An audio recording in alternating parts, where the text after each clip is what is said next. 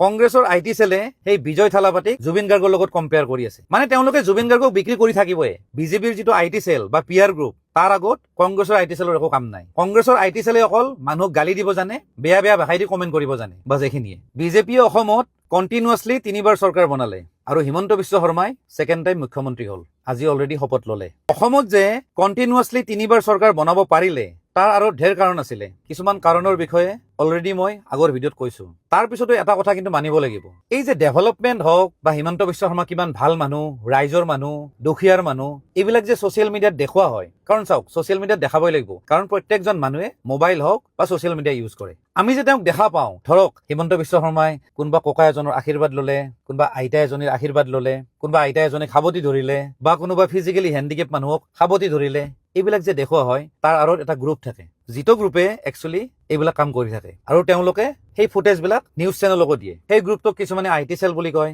কিছুমানে PR team বুলি কয়। মুঠতে এটা গ্ৰুপ যে থাকে সেইটো চিয়ৰ। আৰু সেই গ্ৰুপটোৰ কাৰণে বা গ্ৰুপটোৱে ভালদৰে কাম কৰি আছে কাৰণে আজি ছেকেণ্ড টাইম হিমন্ত বিশ্ব শৰ্মা অসমৰ মুখ্যমন্ত্ৰী হ'ল। এই কথাখিনি মই কিয় ক'লো জানেনে? কংগ্ৰেছৰ আইটি সেলে এই ষ্ট্ৰেটেজি শিকিব লাগিলে 10 বছৰ লাগিব। মই এখন ফটো দিছো, তলত চাওকচোন। এতিয়াও তেওঁলোকে সেই বিজয় থালাপাতিক জুবিন গাৰ্গৰ লগত কম্পেয়াৰ কৰি আছে। মানে তেওঁলোকে জুবিন গাৰ্গক বিক্ৰী কৰি থাকিবই। গতিকে মই আকৌ কম, বিজেপিৰ যিটো আইটি সেল বা পিআৰ গ্ৰুপ তাৰ আগত কংগ্ৰেছৰ আইটি সেলৰ একো কাম নাই। কংগ্ৰেছৰ আইটি সেলে অকল মানুহক গালি দিব জানে, বেয়া বেয়া ভাষাই দি কমেণ্ট কৰিব জানে, বাছ এইখিনিয়ে। ধন্যবাদ।